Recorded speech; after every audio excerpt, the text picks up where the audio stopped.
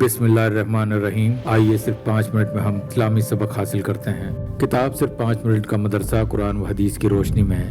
Episode number 40، 10 شوال المکرم۔ پہلا عنوان، اسلامی تاریخ میں ہم حضور صلی اللہ علیہ وسلم سے صحابہ اکرام رضی اللہ تعالی عنہم کی محبت کے بارے میں جانتے ہیں۔ سن 5 ہجری میں غزوہ بنی مستلق کے موقع پر ایک مہاجر اور ایک انصار میں کسی بات کو لے کر جھگڑا ہو گیا اور دونوں طرف جماعتیں بن گئی اور قریب تھا کہ آپس میں معرکہ گرم ہو جائے، مگر بعض لوگوں نے بیچ میں پڑھ کر صلح کرا دی۔ ایسے موقع پر عبداللہ بن ابی، جو منافقوں کا سردار تھا، اس نے حضور صلی اللہ علیہ وسلم کی شان میں گستاخانہ الفاظ کہے اور یہ بھی کہا کہ خدا کی قسم، ہم لوگ اگر مدینہ پہنچ گئے تو ہم عزت والے مل کر ان ذلیلوں کو وہاں سے نکال دیں گے۔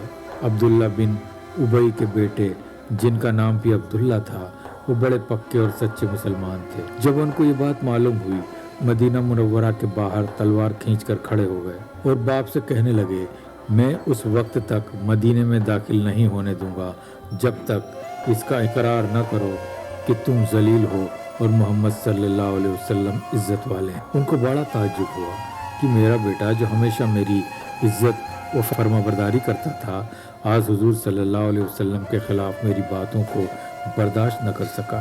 اتنے میں رسول اللہ صلی اللہ علیہ وسلم کا ادھر سے گزر ہوا تو فرمایا، عبداللہ جانے دو، جب تک وہ ہمارے درمیان ہیں ہم ان کے ساتھ اچھا سلوک کریں گے۔ دوسرے عنوان میں ہم حضور صلی اللہ علیہ وسلم کا معجزہ کے بارے میں جانتے ہیں، قوت حافظہ کا بڑھ جانا۔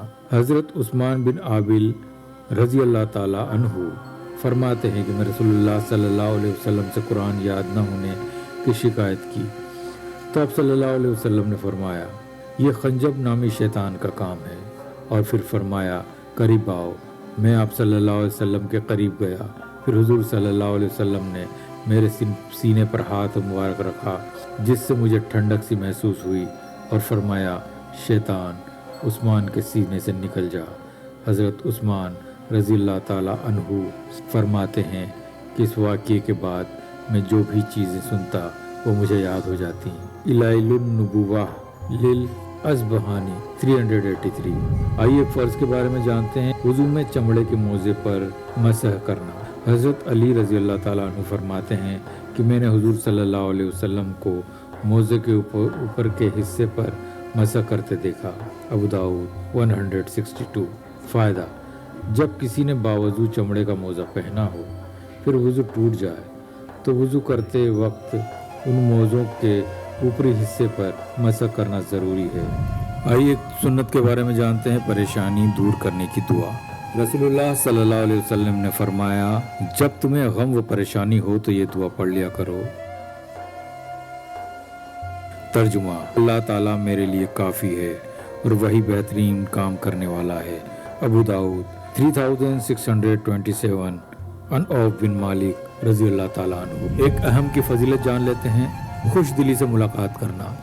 رسول اللہ صلی اللہ علیہ وسلم نے فرمایا، جب دو مسلمان ملاقات کرتے ہیں اور ایک دوسرے کو سلام کرتے ہیں تو اللہ تعالیٰ کے نزدیک ان دونوں میں سے زیادہ محبوب وہ شخص ہوتا ہے جو اپنے ساتھی کو زیادہ خوش دلی سے ملاقات کرے۔ جب وہ دونوں مصافحہ کرتے ہوں تو اللہ تعالیٰ ان پر 100 نعمتیں نازل فرماتا ہے، اس میں سے 90 رحمتیں مصافحہ پہلے کرنے والے پر اور 10 رحمتیں مصافحہ کرنے والے دوسرے آدمی پر نازل فرماتا ہے۔ کنز الامہ 25240۔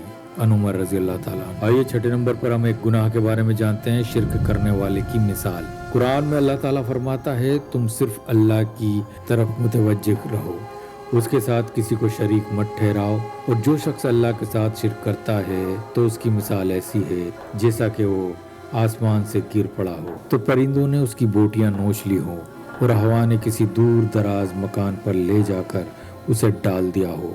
سورہ حج 31۔ دنیا کے بارے میں جانتے ہیں، دنیا زندگی کا دھوکہ۔ दुनियावी जिंदगी धोखा है। कुरान में अल्लाह ताला फरमाता है दुनियावी जिंदगी तो कुछ भी नहीं, सिर्फ धोखे का सौदा है। सूरह आल इमरान 185।